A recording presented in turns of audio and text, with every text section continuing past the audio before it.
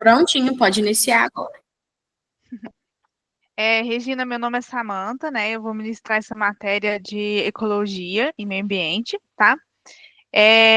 Eu sou formada em engenharia ambiental e sanitária. Eu trabalho na área de meio ambiente já tem um tempinho já. E qualquer coisa, qualquer dúvida pode interromper, tá? E perguntar. Fique à vontade, tá bom?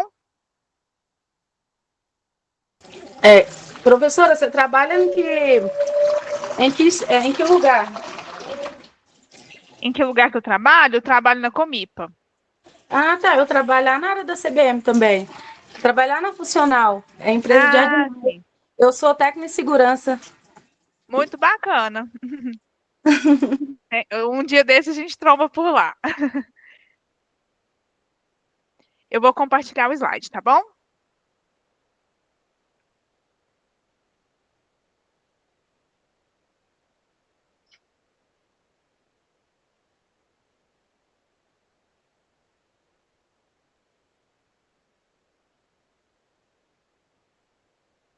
Aí você me fala se tá aparecendo a minha tela, tá? Para você. Tá sim, Samanta, tá aparecendo Tá aqui. assim? Tá bom. Então vamos iniciar, né? O que que é ecologia, né? A gente vê muito falar sobre ecologia, mas ela tem uma descrição, né? E nada mais é que o ramo da biologia, né, que estuda aí as relações entre os seres vivos, o ambiente que eles vivem, né? Onde busca entender como esses organismos se interagem entre si, né, em relação a clima, solo, água, né, outros elementos também do ecossistema. E a introdução à ecologia ela tem alguns tópicos, né? Primeiramente, o estudo, né, a interação entre os seres vivos, que a gente chama de alelobiose, e a interação entre os seres vivos com o meio ambiente a gente chama de ecobiose, tá? E a gente ouve falar muito de habitat, né? O que é um habitat? Um habitat nada mais é que o espaço geográfico, né, onde a espécie vive, né? A gente brinca e fala que é o endereço daquela espécie. Já uma população, ela é formada por indivíduos da mesma espécie, né? E a gente tem o nicho ecológico, né? Que é nada mais que o trabalho daquela espécie, né? O papel da espécie dentro do ecossistema. Já uma comunidade, ela é a população de espécies diferentes, né? Em determinado local. E o ecossistema são os fatores bióticos, né, que é os que têm vida, né, peixes, algas, os animais, e os fatores abióticos, né, que são aqueles componentes físicos e químicos, né, porque a gente tem um exemplo aí, a água, a temperatura, o ar, o solo, tudo isso são fatores abióticos e fazem parte, né, do ecossistema e da ecologia em si. A ecologia ela tem alguns aspectos, né? Alguns principais aspectos. Primeiramente, a interação biológica, né? Como que os predadores, as presas, né? Por competição ou mutualismo interagem aí, né? O que que é competição, né? É quando aqueles organismos eles disputam o mesmo recurso, né? Como o alimento, a água, o abrigo, né? Em determinados casos, os parceiros, né? E o mutualismo nada mais é que a relação ecologicamente harmônica entre duas espécies, né, diferentes aí, e elas vão se beneficiar, né? Seja para obtenção de alimento, para proteção, a dispersão de sementes, né? Você trabalha na funcional, na área do viveiro? Regina, Oi. você trabalha na funcional, na área do viveiro? Na verdade, eu faço tudo, né? Eu fico no viveiro, fico lá nas áreas verdes, né, com os meninos, e, Entendi. e fico na manutenção também. À noite, tem que ir lá pelo menos uma vez, 2 vezes na semana. Entendi. É porque aqui entra uma parte bem interessante, ó, na questão do mutualismo. Determinadas espécies, né, elas necessitam do que a gente chama de quebra de dormência. É um exemplo de mutualismo. O que é a quebra de dormência? Por exemplo, eu vou produzir uma determinada espécie de planta, essa planta, se eu for lá e simplesmente fazer o plantio da semente, essa planta pode não nascer, né, dependendo da espécie. Por quê? Ela necessita de quebra de dormência. O que é a quebra de dormência, né? Muitas das vezes essa dormência é quebrada ao passar pelo organismo de certos pássaros, por exemplo, né? Para que essa semente possa germinar. Né? Existem outros tipos de quebra de dormência, mas esse exemplo de mutualismo que a gente tem, né? Quando essa semente passa pelo organismo do pássaro, que a gente consegue fazer com que ela germine em seguida, tá? O ecossistema, né, é a comunidade de organismos e seu ambiente físico. Sustentabilidade, né, como a gente preserva os recursos naturais, garantindo aí um equilíbrio ecológico, né? Por exemplo, eu vou usar o meu recurso natural, mas eu não vou utilizar da forma com que ele se esgote, né? Esse recurso ele tem que permear aí para as futuras gerações, os netos, os filhos, né? Eu não posso fazer com que esse recurso se esgote. Por exemplo, se a Copasa, por exemplo, for captar a água de um rio para abastecer a cidade, ela não pode ir lá e secar esse manancial e usar toda a água que tem ali, né? Ela tem que usar de forma sustentável, né? Eu vou captar a água, mas essa água não pode secar, essa nascente não pode secar e tem que ficar para as próximas gerações também. Então, isso é ser sustentável, né? E o impacto humano, né, que é os efeitos das atividades humanas sobre o meio ambiente, né, como a poluição, o desmatamento, né, entre outros aí que a gente tem uma série de impactos humanos aí também que interagem dentro do meio ambiente. O que é um organismo, né? Um organismo é um único ser vivo, né, uma planta, um animal, fungo, bactéria, né, é uma unidade bem básica da ecologia, né? Um exemplo aí que a gente tem, que eu coloquei aí, é um lobo, por exemplo. Um lobo solitário é um exemplo de um organismo. Uma população já é um grupo, né, de organismos da mesma espécie que vive na mesma área geográfica, né? E eles podem se reproduzir entre si. Um exemplo aí é a população de lobos, né, vivendo dentro de uma floresta, por exemplo. Já a comunidade é um conjunto de populações de diferentes espécies, né? Eles vivem, interagem numa mesma região, né? A gente tem animais, plantas, fungos, bactérias, tudo isso forma a comunidade aí.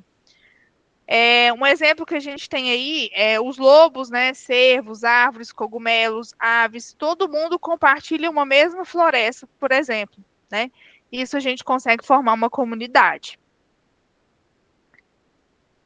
O ecossistema, né, é um sistema natural formado por todos os seres vivos, né, onde a gente tem os fatores bióticos, né, lembrando aí, os fatores bióticos, né, são os seres vivos, né, que vivem em uma determinada área de acordo com as características do ambiente físico, né, que são os fatores abióticos. Os fatores abióticos são a água, o solo, o ar, temperatura, né, na qual esses organismos se interagem. É como se fosse uma grande rede, né, onde as plantas, os animais, os fungos, bactérias, água, solo, luz solar, o clima, está todo mundo ali junto, misturado, conectado, né? E cada um tem o seu papel, né? Exerce o seu papel dentro do equilíbrio ecológico, né? Dentro do ecossistema, né? Um depende do outro, né? E aí, às vezes, tem equilíbrio, né? Pode ter cooperação, né? Onde as espécies têm uma cooperação no seu relacionamento ali, e competição também, seja por habitat, por alimento, por parceiro, né? Tudo isso também.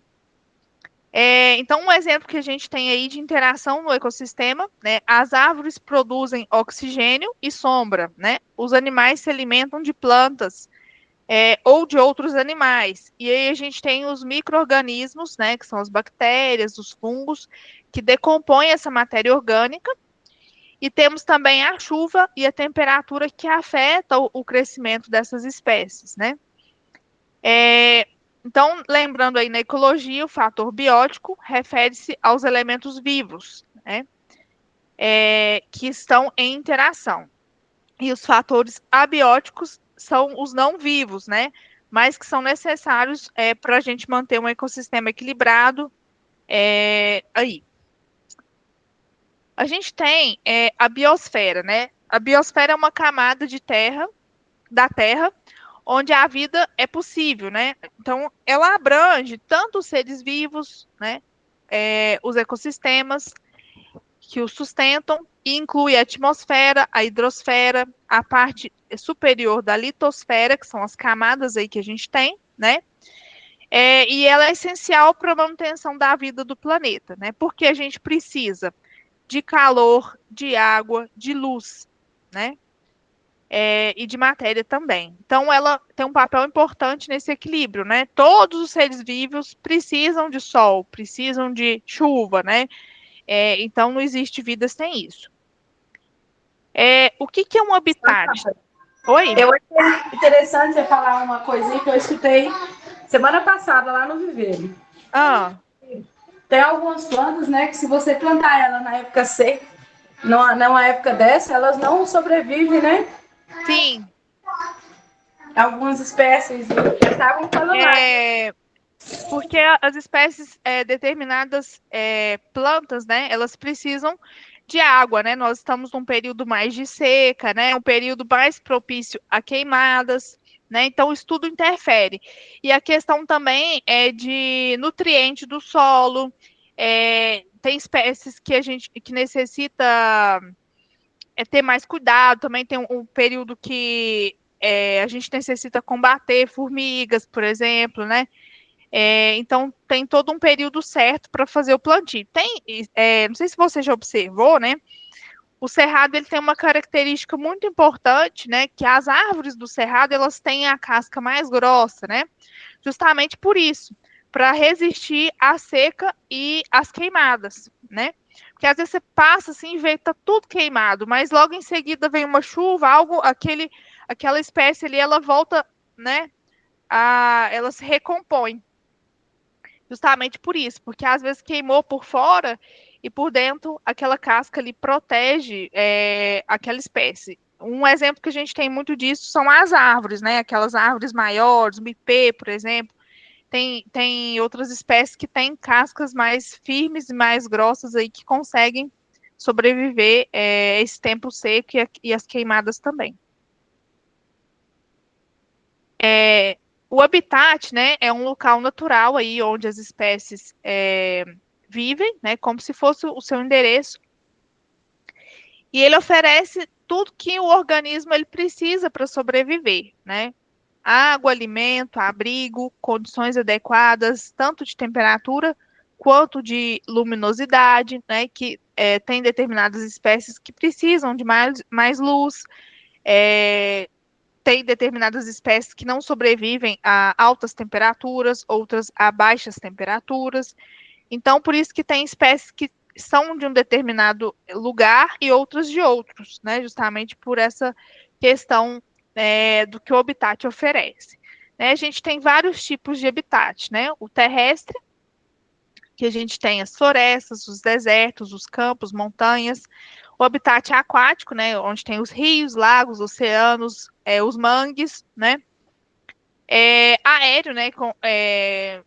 Tem animais que passam grande parte do tempo voando, né? Algumas aves, insetos. E temos aquele habitat humanamente modificado, né? São as áreas urbanas ou rurais, né? Que abrigam determinadas espécies adaptadas aí à presença humana, né? E a gente sabe que a presença humana, muitas das vezes, causa um grande impacto, né? No habitat. A gente tem alguns exemplos, né? De habitats de espécies que vivem em habitats diferentes, né? Por exemplo, a gente vê os pandas, né? Os pandas, eles ficam lá na China, nas florestas de bambu, por exemplo. É um determinado tipo de habitat, né? O peixe-palhaço, ele vive nos recifes de corais. E o lobo-guará, que a gente está muito acostumado a ver e ouvir falar, né? É típico do Brasil e da região mais de Cerrado também. Então, cada espécie tem o seu nicho ecológico, né? Que é o seu papel, né? Dentro do habitat dele. E isso é muito importante para manter o equilíbrio ecológico. Peraí que eu acho que... E aí vem uma pergunta, né? Como que surgiram as espécies, né? Tem várias espécies Algumas são mais parecidas, outras não. Algumas ocorrem em determinado lugar e outras não. Né? Então, a gente precisa entender um pouquinho de como é a história evolutiva, né? Como foram os processos, as modificações, as adaptações que as espécies sofreram, né? Nos locais em que elas vivem, em outros locais não, né? Então, essa pergunta, ela vem de muito tempo, né? Vários pesquisadores, né, já se fizeram essas perguntas. E tem algumas teorias, né, que explicam o processo evolutivo, né, e a proposta ao longo desse período. E aí a gente tem duas principais teorias, né? A teoria do criacionismo, que é aquela explicação mais levada pelo lado da religião, né? Ou da filosofia, que a origem do universo, da Terra, da vida, é baseada, né, numa entidade divina e sobrenatural. Então, a gente tem algumas características dessa teoria, né? Que essa criação ela é intencional, né? Então, acredita-se que um ser superior, como Deus, né, criou todas as formas de forma planejada, né? Cada um no seu lugar. E a interpretação literal de textos sagrados, né, como o livro de Gênesis na Bíblia, ele cita, né, a criação aí dos animais e das espécies. A rejeição ou adaptação da ciência, né, alguns criacionistas negam teorias científicas, né, como evolução, e aí tentam conciliá-las com a fé. A diversidade de versões também. Cada religião ou cultura tem uma narrativa diferente, criacionista, como os mitos gregos, os chineses, os indígenas, todo mundo pensa de forma diferente, mas acreditam na mesma teoria, que é o criacionismo por uma entidade superior. E a gente tem a segunda teoria, né, que é o lamarckismo, né, que é uma teoria evolutiva, que é proposta pelo naturalista aí, Jean Lamarck, né, lá no século XIX, e algumas ideias dele já não, né, não fazem muito sentido, né? Houve aí uma evolução da ciência, né? Mas ele foi fundamental para que, né, abrisse um caminho aí, um estudo, né, da evolução. E ele tem alguns princípios básicos, né?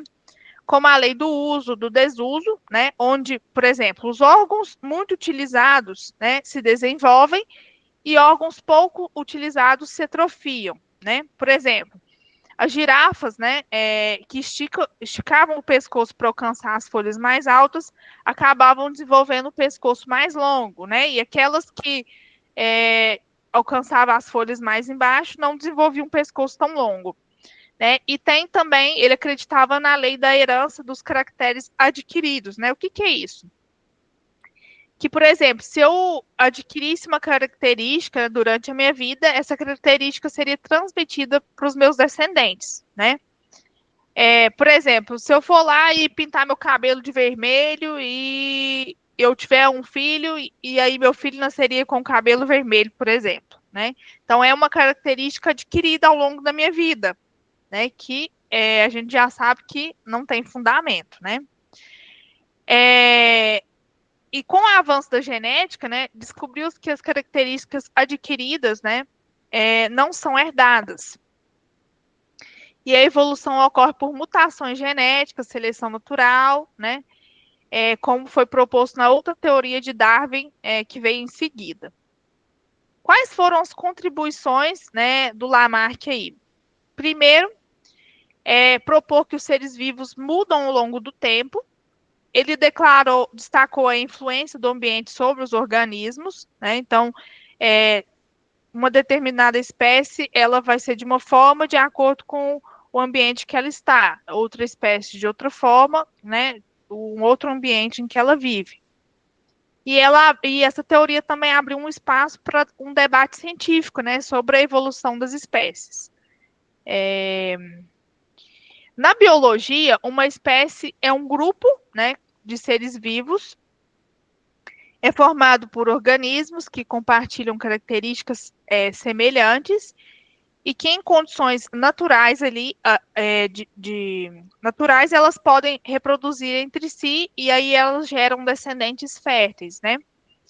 Algumas características aí, por exemplo, a semelhança genética e morfologia, né? Os indivíduos de uma determinada espécie, eles têm o DNA parecido e aparência semelhante.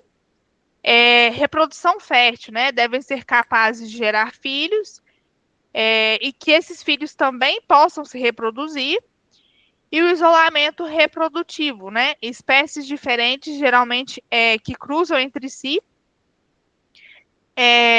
geram seres híbridos, né? Estéreis aí, por exemplo. Um exemplo que a gente tem é a mula, que vem aí do cruzamento do cavalo com o jumento. Então, as mulas, elas são seres híbridos, né? E, por consequência, estéreis. Um exemplo que a gente tem aí, né? O ser humano, né? Todos os seres humanos pertencem à mesma espécie. Já o gato doméstico, né, ele pode cruzar com outras espécies de gatos e mesmo assim gerar filhos férteis, né? E o terceiro exemplo é o cruzamento do cavalo com o jumento, que gera a mula que eu acabei de citar. Tudo tranquilo, Regina? Sim, tudo tranquilo. Não sei se entrou mais alguém na sala, porque eu não consigo ver porque eu estou compartilhando. Mas se tiver alguma coisa aí, pode falar. Outros conceitos que a gente tem em relação à espécie aí, né? Além do conceito biológico, existem alguns outros conceitos, né? O morfológico, que é aquele baseado na aparência. O ecológico, né, que é baseado no nicho ecológico, né, que é o papel de cada espécie, né, dentro do ecossistema. O filogenético, né, que é baseado na ancestralidade comum. A evolução convergente é um fenômeno da biologia, né, que espécies diferentes, sem parentesco próximo, desenvolvem características semelhantes ao longo do tempo, né? Isso tudo se deve por causa das pressões ambientais e parecidas, né? É o que eu falei. A questão do habitat interfere na evolução da espécie, né? Quando um organismo de linhagem distinta evolui em traços semelhantes, né, como a forma, a função, o comportamento, sem herdar do ancestral, essas semelhanças são chamadas de estruturas análogas, né? Por exemplo, também é a questão do morcego. O morcego, ele é um mamífero, né, na qual ele tem asas, e a gente tem as aves, né, que servem para voar. As aves e ambas servem para voar, né? Todos os dois têm asas aí. Mas eles têm origens evolutivas diferentes, né? Então, isso tudo pode se dar pela questão do habitat, que pode ter sido uma interferência aí também. Condições e recursos aí, né? Um dos principais objetivos dos trabalhos em ecologia é determinar por que algumas espécies ocorrem em alguns lugares e não em outros, né? Por que algumas espécies são endêmicas e raras e outras são abundantes, né, e ampla distribuição, né? E não existe uma espécie que não seja capaz de ocupar todos os lugares do planeta, né? Porque elas estão adaptadas em condições específicas, necessitam de determinados recursos. As condições e os recursos não são iguais em todo o planeta. É o que eu citei anteriormente, né? Por isso que não existem determinadas espécies em todos os lugares. E qual que é a diferença entre condição e recurso, né? A condição, ela pode ser entendida aí como as características físicas, químicas do ambiente, como a temperatura, umidade, pH, pressão. As condições não podem ser consumidas por um organismo, mas elas interferem em algumas, como a umidade, né? Por exemplo, no caso das plantas, algumas plantas podem aumentar, podem precisar de umidade. E o pH pode ser alterado também pela atividade das plantas e animais. Já o recurso é tudo aquilo que o organismo pode consumir, é essencial para o crescimento, para a manutenção, reprodução. Podem falar a questão dos frutos, né? Que são recursos usados aí para alimentação. É uma região em que o recurso usado como área de vida, né? O oxigênio é um recurso essencial para a respiração. E outros exemplos, né? Então, determinar todos os recursos que uma espécie necessita é uma tarefa muito difícil. Mas o total desses recursos determina o nicho ecológico dessas espécies, né? O papel de cada espécie dentro do ecossistema. Cada espécie ela necessita consumir uma amplitude de recursos para sua sobrevivência, né? Em determinadas condições ambientais, né? Esses dois fatores eles definem a área de distribuição das espécies, né? E outro exemplo que a gente tem aí é o exemplo do cacto, né? Que ele é de habitat em regiões mais quentes, secas, né? Com escassez de água, por exemplo. E ele se adaptou, né, a essas condições da melhor maneira possível que ele conseguiu, né? Para a própria sobrevivência dele. Então, a gente não vê um cacto, por exemplo, numa região, né, de Antártica, uma região mais úmida, né?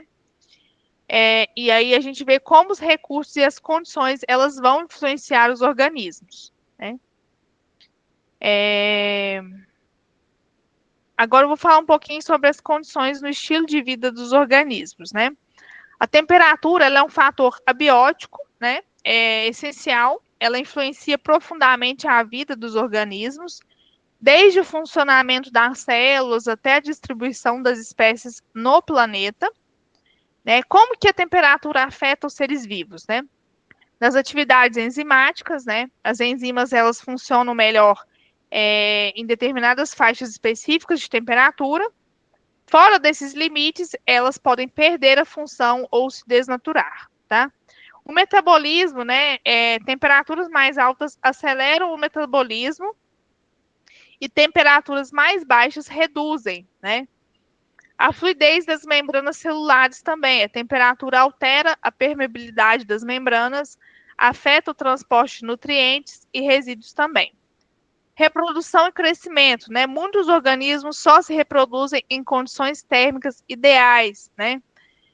Então, tem organismo de temperatura mais fria, tem organismo de temperaturas mais quentes, né? E a distribuição geográfica, né? As espécies se adaptam à faixa térmica específica, né? O que define onde que elas vão viver. E o comportamento, né? Os animais, eles podem mudar os seus hábitos conforme a temperatura, né? Um exemplo que a gente tem é a migração, né? Muitas espécies migram em determinados períodos. A hibernação, né? E a estivação aí também. E aí a gente tem os impactos das mudanças climáticas, né? As mudanças climáticas, elas alteram os habitats, né? Forçam aí a migração de espécies, né? Aumentam aí o risco de extinção dos organismos, afetam ciclos ecológicos, né? Como a decomposição, a circulagem de nutrientes. Então, ela acaba causando um desequilíbrio, né? Na cadeia aí. A umidade, né? É um fator ambiental essencial para a sobrevivência e o funcionamento dos organismos. Ela também influencia desde os processos celulares até a distribuição de espécies em determinados ecossistemas. Como que a umidade pode afetar, né, os seres vivos aí? Na hidratação celular, né, a gente sabe que a água é importante, né, seja para as reações bioquímicas, o transporte dos nutrientes, a eliminação dos resíduos. Então, a água ela é muito importante. E a questão do metabolismo, né? Ambientes úmidos favorecem a reação metabólica eficiente, enquanto a baixa umidade pode levar à desidratação e redução das atividades celulares. Então, a gente vê, né, que, por exemplo, quando a umidade do ar está baixa, né, você já sente um certo desconforto, né, uma dificuldade. E é a mesma coisa para os outros organismos, tá? A respiração, a umidade do ar, ela também interfere na respiração das plantas e animais, né? Nas trocas gasosas aí pela pele, ou seja, também pelas folhas, né? No caso das plantas. A reprodução, né? Muitos organismos dependem de ambientes úmidos para se reproduzir. No caso, os anfíbios, né? Que colocam seus ovos em locais com água. E o desenvolvimento e crescimento, né? A disponibilidade de água no solo, no ar, afeta também diretamente o crescimento das plantas e dos organismos. As correntes e pressões, né? Elas são condições ambientais também importantes, né? Dentro dos ecossistemas aquáticos. E em regiões onde há alta altitude ou profundidade, elas também influenciam diretamente na distribuição, adaptação e sobrevivência de algumas espécies. Já a corrente, né, seja de ar ou de água, né, no caso das correntes marítimas, elas são importantes porque elas transportam os nutrientes, calor, né, organismos, moldando um ecossistema marinho aí também. Então, é importante para o equilíbrio. As correntes de ar, elas influenciam na dispersão de sementes, esporos e até os insetos voadores também. Por isso que às vezes a gente vê, nasceu uma planta aqui, mas não plantei, né? Então é o que a gente chama de dispersão de semente, que vem pelas correntes de ar também. Samantha, Oi. sabe o que eu acho curioso? Tipo assim, lá nas estufas tem umas plantas que as mudas não podem pegar sol. Aí eu fico pensando, e quando elas chegam lá lá quando eles vão replantar elas pegam sol e vivem de boa, né? Mas tem umas lá que elas têm que ficar no sombrite. Mas tem aquela questão, né, das espécies clímax, das espécies secundárias, né, e as espécies, tem um outro nome que eu esqueci. Então, elas são plantadas intercaladas, né, de acordo com que uma espécie, ela necessita da sombra da outra, por exemplo. Então, muitas das vezes, ela não vai ficar 100% no sol. Entendeu como que funciona? Então, eu vou fazer um plantio, eu vou intercalar, por exemplo, eu vou pôr uma espécie pioneira, uma secundária, e aí essa secundária depende da pioneira, né, que cresce mais rápido, por exemplo, entendeu? Mas assim, né? A natureza é curiosa, né? Tipo, como que a espécie ela não pode pegar sol, mas quando ela sai de lá, tipo assim, ela sobrevive, né? Uhum. É muito interessante. O equilíbrio ecológico é uma coisa impressionante. Você fala assim, cada espécie sabe o seu papel ali, né? Por que ela é importante, né? E dentro do ecossistema para esse equilíbrio ocorrer, né? Então, por isso que é importante a gente preservar as espécies aí. Cada um tem o seu papel. Voltando aqui, a gente tem as espécies adaptadas, né? Por exemplo, as algas e os animais bentônicos, né, como moluscos e crustáceos, eles desenvolvem estruturas para resistir à força das correntes, né? E as algas, elas têm um papel importante, né, que elas servem de alimento também para determinadas espécies, né? Não sei se vocês já tiveram a oportunidade, por exemplo, de ir numa praia e a praia tá limpa, né? O pessoal passa e faz a limpeza das algas, né? Aquilo ali é prejudicial para aquelas espécies que precisam desse alimento. E quem já teve oportunidade também de ir em praias onde é protegido, né? Pela marinha, tem praias que são. Esqueci o nome. Aquelas praias que você paga taxa de preservação ambiental e tal, tem algumas praias que o pessoal não limpa, né? Você não pode mexer ali naquele ambiente. Você tem que deixar da forma como que tá, né? Justamente por isso, os peixes vão se alimentar dessas algas que estão ali. Então, quando você faz essa retirada, de certa forma, você está prejudicando, né, as espécies que estão ali. Na questão da pressão atmosférica e hidrostática, né, a pressão atmosférica, ela diminui com a altitude, né, afeta também a oxigenação e a fisiologia dos animais, né, nas regiões mais montanhosas. A pressão hidrostática, né, ela aumenta com a profundidade dos oceanos, né, exigindo aí uma adaptação celular e estruturas de organismos em organismos abissais, né? Então, por exemplo, tem organismos que vivem em camadas mais profundas do oceano, em alguns mais acima, né? Então, justamente também pela essa questão da pressão que exerce sobre cada espécie.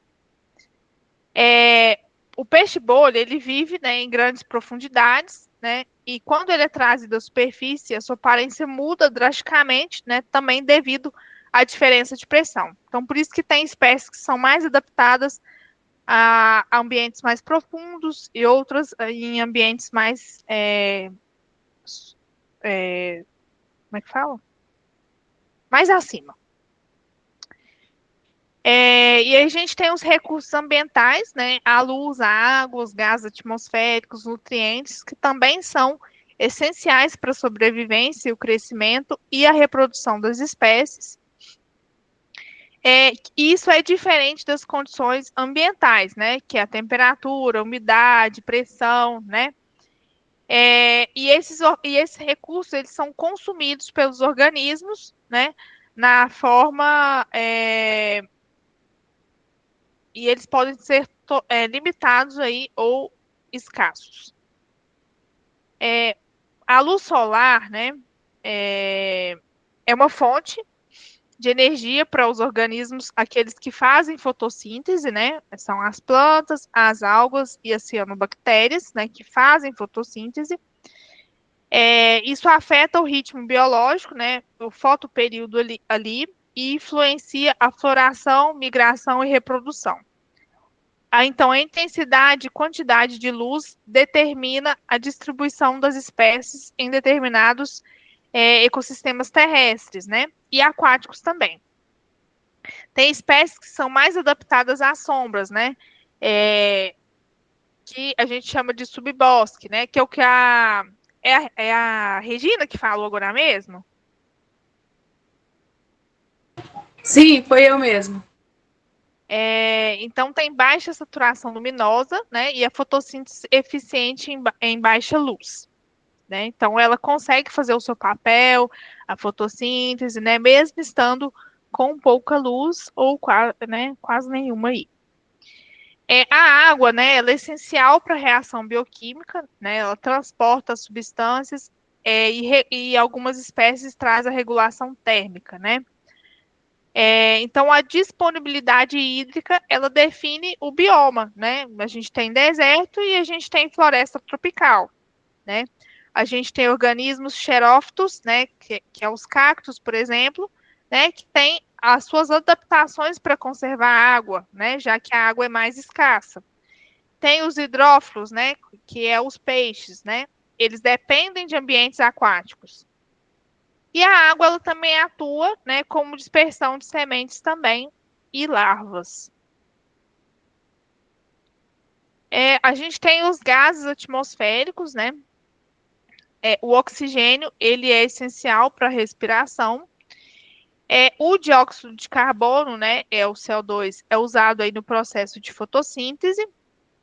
Já o nitrogênio, né, ele é um componente essencial aí para as proteínas e ácidos nucleicos, mas ele precisa ser fixado pelas bactérias, né, para que ele possa ser assimilado, né? Quem lembra lá na escola, na época da escola, né, que fala sobre a fixação do nitrogênio aí, né? A composição e a quantidade de ar também afetam a saúde dos organismos e a biodiversidade também. E aí a gente tem os nutrientes, né? O que são os nutrientes? Nitrogênio, fósforo, potássio, né? Magnésio, cálcio, sódio, né? E temos os micronutrientes, né? O ferro, o zinco, magnésio, entre outros, manganês, entre outros, que são absorvidos do solo, né, ou da água aí, e são usados na síntese de tecidos, enzimas e hormônios, né? A ciclagem de nutrientes depende da biodiversidade do solo, né? Minhocas, bactérias, fungos, né? São esses organismos que fazem esse papel, né, da ciclagem dos nutrientes.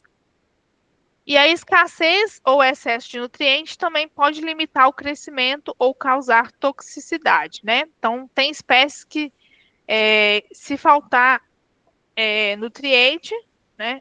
Tem não, todas, né? Todas as espécies. Ou se tiver em excesso também, isso vai causar um certo prejuízo aí para aquela espécie. Se você pôr, por exemplo, nutriente demais na planta, ela vai morrer. Se você não pôr nenhum, ela também vai morrer, né? Então é importante ter um equilíbrio. E aí a gente tem os padrões climáticos, né? As temperaturas, precipitação, umidade e vento. E eles são responsáveis aí pela distribuição da vegetação no planeta, né? Cada vegetação está adaptada às condições climáticas específicas, né? E isso é bom, porque cria uma diversidade de biomas e ecossistemas, né, no mundo todo. Então, por exemplo, a temperatura, ela vai, como que ela vai influenciar na vegetação? Ela vai afetar o metabolismo das plantas, né? E aí a gente tem alguns biomas associados à temperatura, né? As florestas tropicais, as tundras, né, têm temperaturas mais elevadas. Já a precipitação, né, ela define a disponibilidade de água no solo, né, que são as chuvas aí, né? Então, alguns biomas, né, por exemplo, desertos, né, a gente vê que tem falta de precipitação, né, quase não chove.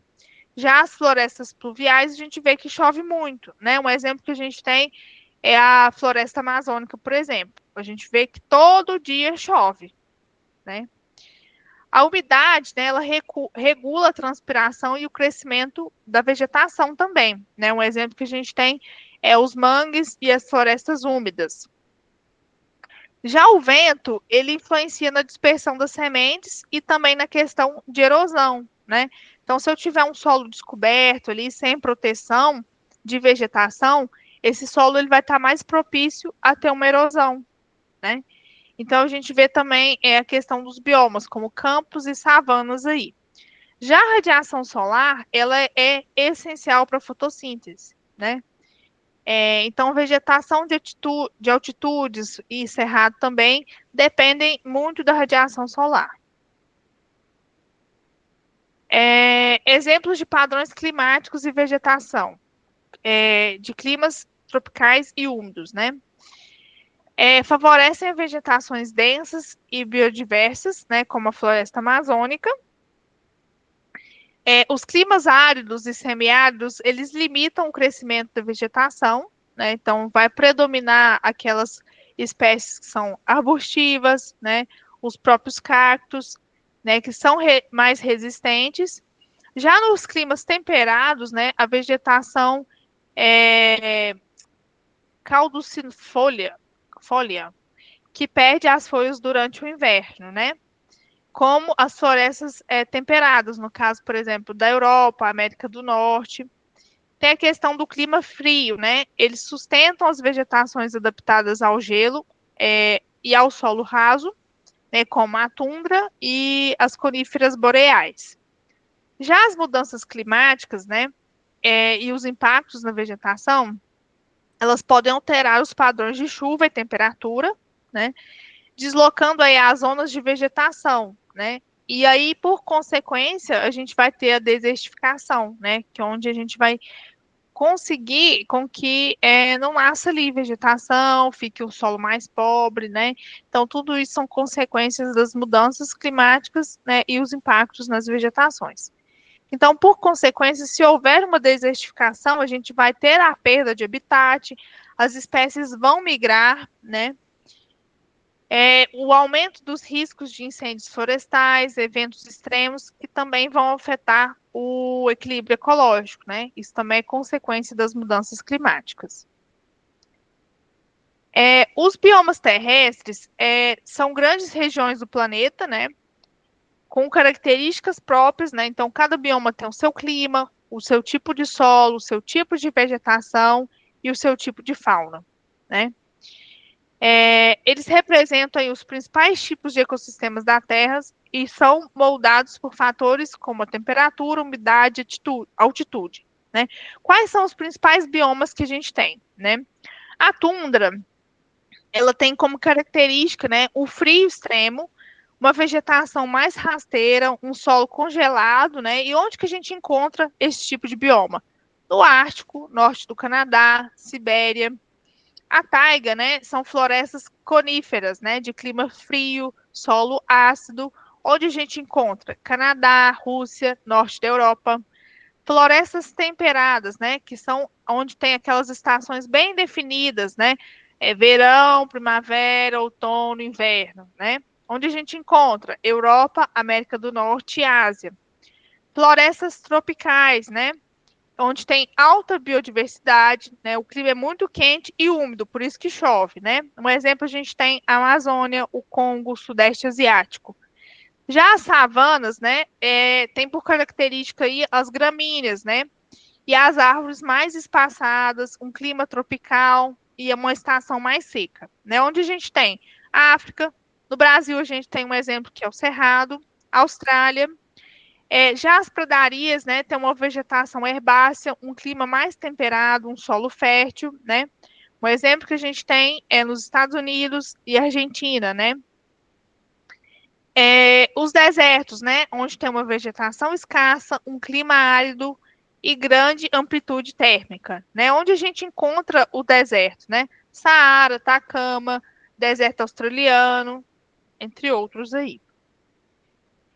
Os biomas aquáticos, né, são ecossistemas onde a água é um elemento dominante, né? E esse bioma ele pode ser classificado em dois grupos: os biomas de água doce e os biomas marinhos, né? E aí esse bioma ele cobre 75% da superfície terrestre e são essenciais para a vida do planeta, né?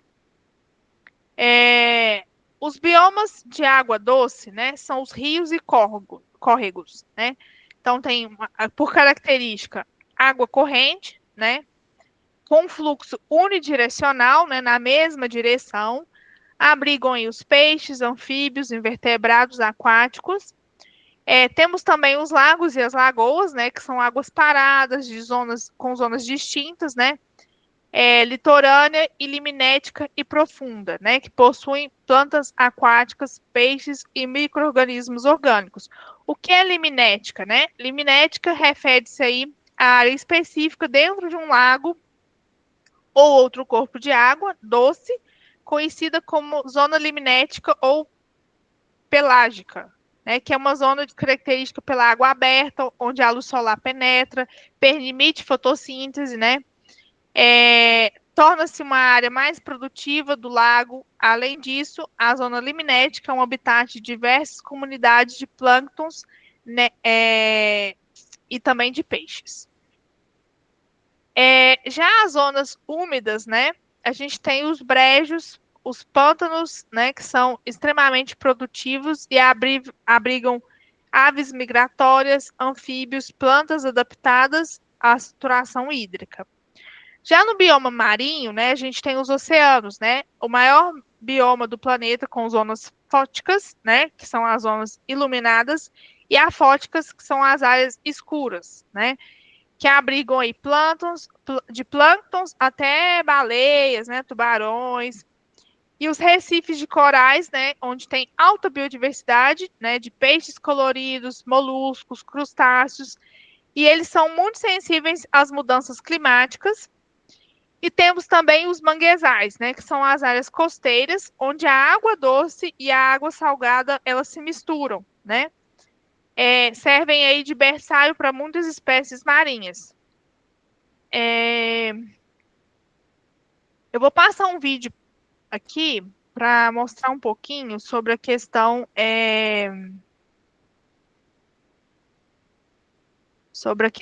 do que eu falei lá no início das teorias evolutivas. Se estiver vendo a minha tela, você me confirma, por favor, que eu mudei a apresentação. Sim.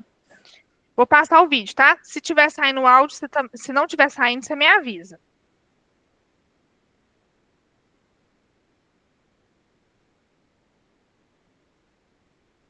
Não tá saindo áudio. E agora? Não tô bem, só tá. Então, pera aí. Eu vou ter que compartilhar. Peraí, parar compartilhamento.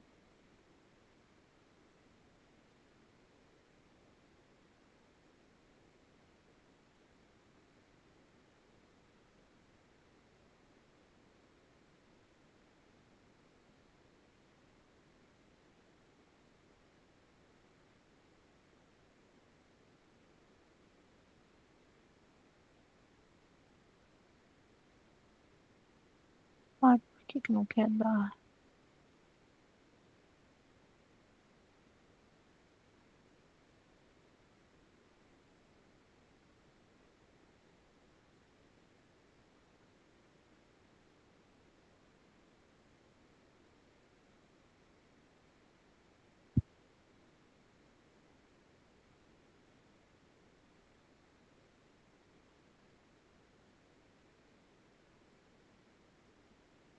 Samanta, tudo certo? Oi. Eu tô tentando compartilhar o vídeo com o áudio, porque ele tá saindo mudo. Mas eu não tô achando onde é. O vídeo é do YouTube? Isso. Você vai abrir primeiro o vídeo no navegador, Tá aberto. aí você vai lá na chamada do Meet e apresentar. Então, eu fiz isso. Não tá saindo áudio? Não.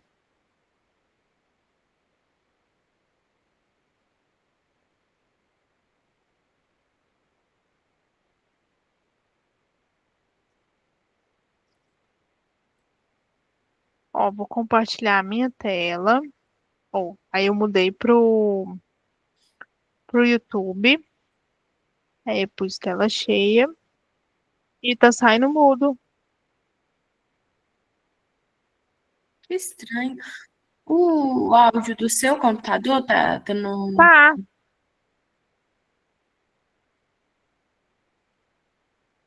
Posso te enviar o link? Você compartilha para mim, Lívia? Pode, mas eu não te garanto que vai sair o áudio.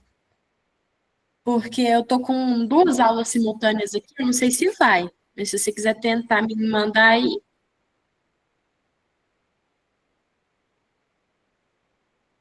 Vê se abre.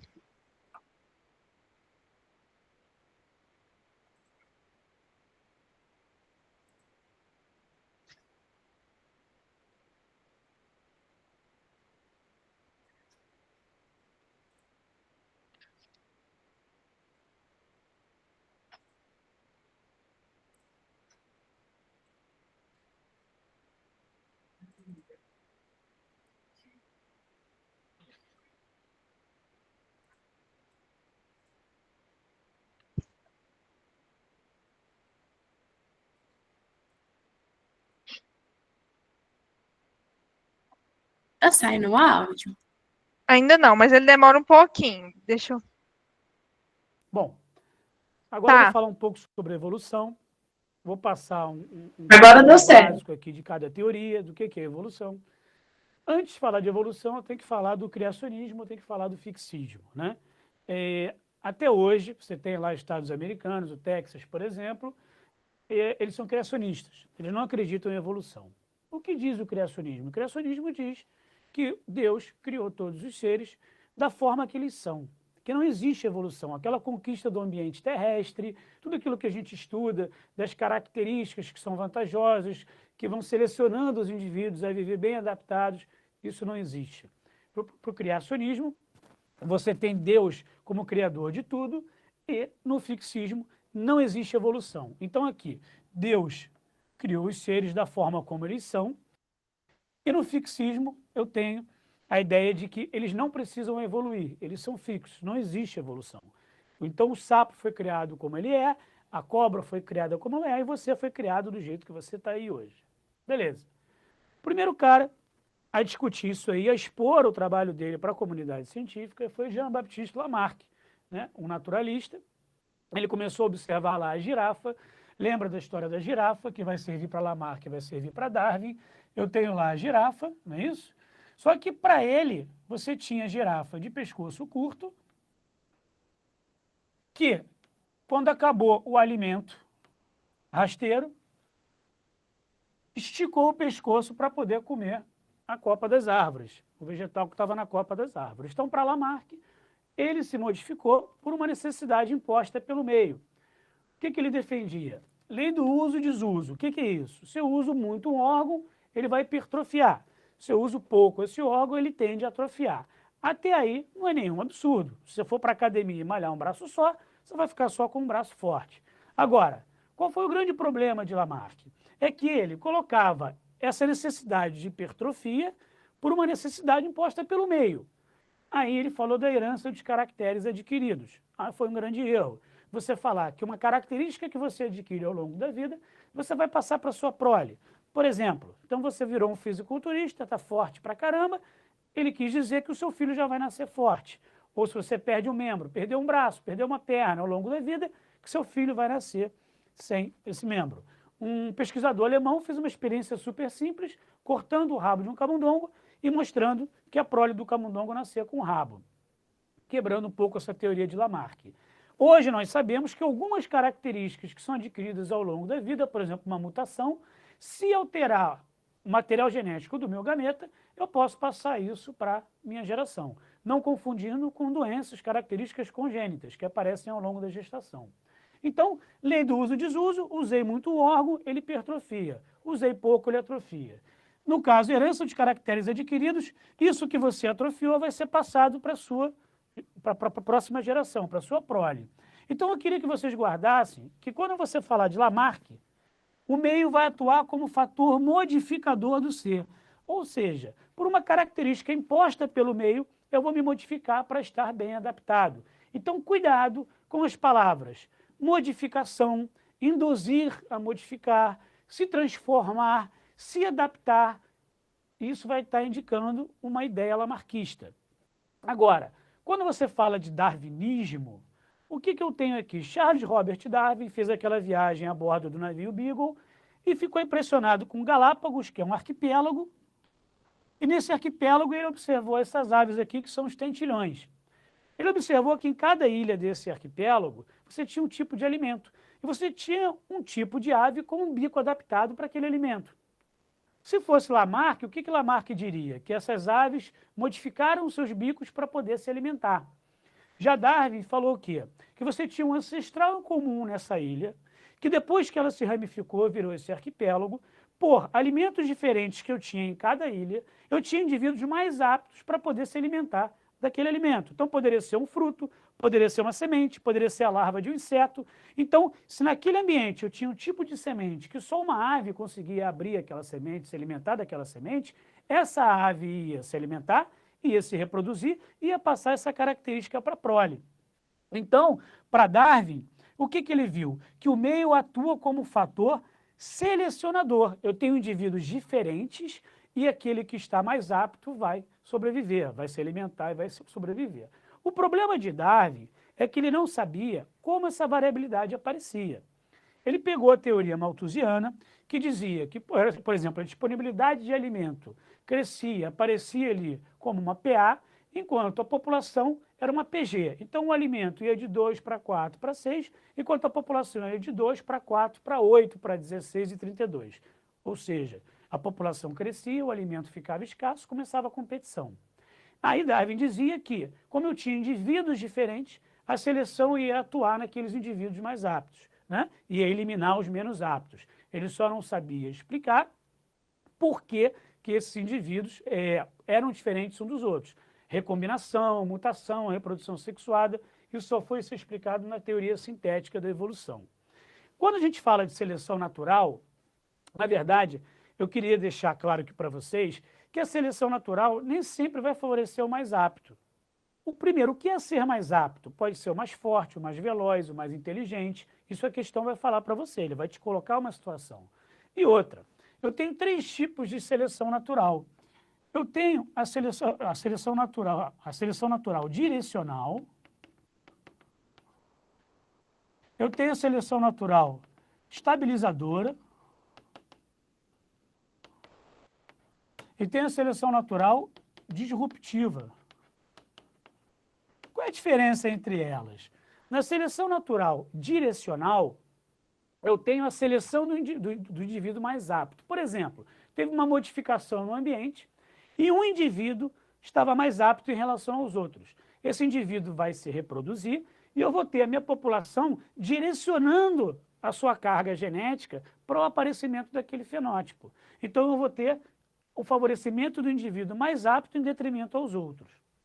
Na estabilizadora, eu vou ter a eliminação do menos apto, aquele ponto fora da curva. Então, por exemplo, imagina uma onça vai caçar, eu tenho lá um grupo de zebras bebendo água num lago, né? A onça ela vai pegar, ela não vai escolher quem ela vai lá predar. Ela vai mirar no meio, vai contra o vento, para o cheiro não chegar primeiro, e vai correr em direção àquelas zebras. Vai ter zebra correndo para tudo que é lado. Aí tem uma zebra que é cega, ou que é surda, ou que tem uma dificuldade de locomoção. O que vai acontecer? Essa zebra vai ser predada. Essa zebra sendo predada, o que isso representa geneticamente para a gente? Que o gene que determinou o aparecimento dessa perna, que impossibilitou a corrida da zebra, vai ser eliminado da população. Deve ser eliminado da população.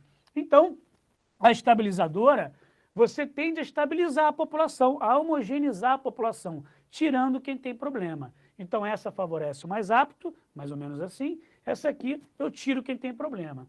E a disruptiva é quando eu estou favorecendo mais de um fenótipo vantajoso. Então, é como se fosse uma direcional com mais de um fenótipo vantajoso para aquele animal. Por exemplo, um odor agradável, uma coloração agradável, a velocidade, a inteligência, ou seja, são os 3 tipos que eu tenho de seleção natural.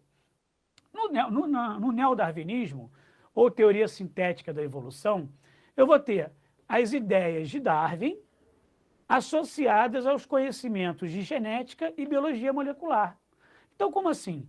Aquilo que Darwin não conseguiu explicar, que foi como aparecia a variabilidade na população para que ocorresse a seleção natural, agora vai ser explicado com os conhecimentos de genética e biologia molecular. O que é biologia molecular? É o estudo do DNA, do RNA, do DNA recombinante, que a gente estava falando. Tudo que vai mexer com a parte de bioquímica de material genético vai estar dentro de biologia molecular. E quando a gente fala genética, é mais a genética clássica. Então, na teoria sintética da evolução, eu vou estar juntando o darwinismo, as ideias de Darwin, com a genética e a biologia molecular. Então, é tudo que a gente tem até hoje, o estudo das mutações, translocação, deleção, inversão. Isso aí depois a gente vai falar num outro momento com mais calma. Só para terminar essa parte de evolução, essa geralzona sobre essas teorias aqui, o que é o equilíbrio pontuado? Isso aqui, na verdade, é uma teoria bem recente, que vai um pouco contra a ideia do gradualismo de Darwin. O que Darwin dizia? Que os seres, que as espécies vão se modificando ao longo do tempo através da seleção natural. Corretíssimo. Você não pode dizer que o indivíduo se modificou para se adaptar, mas você pode dizer que uma espécie se modificou ao longo do tempo através da seleção natural. Só que Darwin dizia que isso era uma coisa lenta e gradual, né? Passando uma ideia para a gente de uma evolução que a gente chama de evolução anagênica ou anagênese. O que é isso? Modificações graduais, que vão em contra a cladogênese. Na cladogênese, eu vou ter características marcantes ao longo da evolução. Então, o que vai acontecer aqui? No equilíbrio pontuado, eles defendem, que é uma teoria bem recente, que eu tenho modificações de uma população que são determinantes para a evolução daquela espécie, que vai um pouco ao contrário do que Darwin dizia, que é uma coisa bem lenta e gradual. Por isso que chama equilíbrio pontuado, que as modificações naquela população são bem pontuais, são bem expressivas. Então, eu espero que vocês tenham tido uma ideia geral, bem superficial, obviamente, sobre essas teorias evolutivas, ok?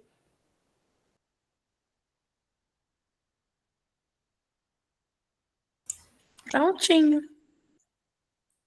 Muito obrigada, Lívia. Regina, aí ele está reforçando, né, as teorias, né, do criacionismo, né? Ele até explicou um pouquinho sobre a teoria de Darwin.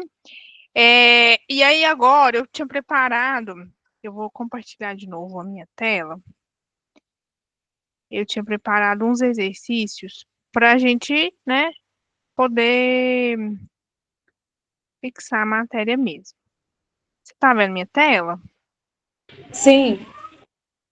São essas 6 perguntas, tá? Eu vou deixar mais uns 10 minutinhos para você poder responder. Se você não terminar, não tem problema. Em seguida, eu gostaria que você enviasse, né, esses exercícios para a Lívia, né, para a gente estudar uma forma aí de estar pontuando vocês com esses exercícios, tá bom?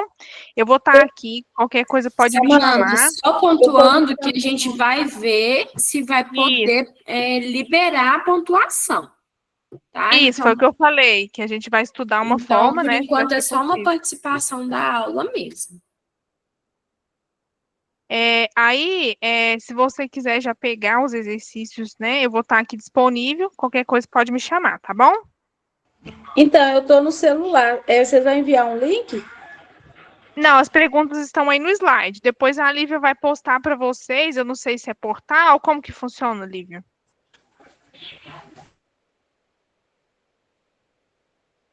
Lívia?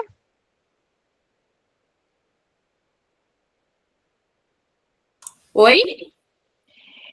Depois você posta o slide no portal, como que funciona? Isso. O seu slide você manda para a gente no final da aula e eu anexo lá no portal para os alunos, lá no Proesc. Vai estar no portal também, viu, Regina? Mas aí, esses 10 minutinhos da aula, eu gostaria que você já iniciasse para fazer, tá bom? Então, mas assim, eu vou fazer aonde? Eu vou ter que. Você está sem caderno? Ou como que é o link? Você vai mandar um link, assim, para a gente responder, para te enviar? Não. Samanta, é porque os alunos do EAD, eles estão acostumados mais com um formulário que a gente manda para eles. E eles respondem Entendi. pelo formulário. Por isso que ela está te perguntando aí do link, né, Regina? Sim. Então, acho que a gente pode deixar essas questões para eles realizarem depois, com calma, porque como eles não estão acostumados muito com essa didática aí do caderno e tudo mais, a gente pode liberar, né, esses 10 minutinhos aí para que eles façam depois. Tá. Pode Ok. ser? Pode. Porque acredito eu que a Regina não tenha nenhum caderno aí predisposto, né, Regina? Não, porque tudo vocês mandam o link, a gente responde pelo link. Os alunos do EAD eles estão mais acostumados com o formato EAD mesmo, Samanta. É você que cria esse link, Lívia? Como que funciona? Então, esse link a gente cria, né, das atividades que são pontuadas, no caso. Uhum. Aí a gente Mas pode... mesmo que seja atividade extra, que, tipo assim, somente para reforçar a questão da matéria, mesmo porque depois eu sei que tem prova, né, e tudo mais. Sim. Então, aí entra naquela questão que eu te falei, né, que a gente precisa ver com o coordenador se ele vai liberar. Não, eu tô falando assim, mesmo que não seja pontuado, entendeu? Então, mesmo que for uma atividade assim extra, a gente tem que esperar ele liberar para a gente montar o link e mandar para os alunos. Entendi. Que é questão de inspetoria e tudo mais, né? Uhum. Tá. Mas deixa esses exercícios no slide, eu vou anexar lá para eles. E assim que eu tiver uma resposta do coordenador, eu entro em contato com você, Samanta, e a gente organiza e eu aviso os meninos no grupo de comunicados. Pode ser? Pode ser. Fechou, então. Então, o que tinha para hoje era isso, né? Eu tinha separado 10 minutinhos para os exercícios, né? Aí, se tiver alguma dúvida, Regina, pode passar para a Lívia, ela me repassa. E até a próxima aula. Ok, a sua aula foi ótima, viu, professora? Obrigada. Certinho, então, Samanta. Muito obrigada, viu? E até a próxima. Até a próxima. Tchau. Tchau.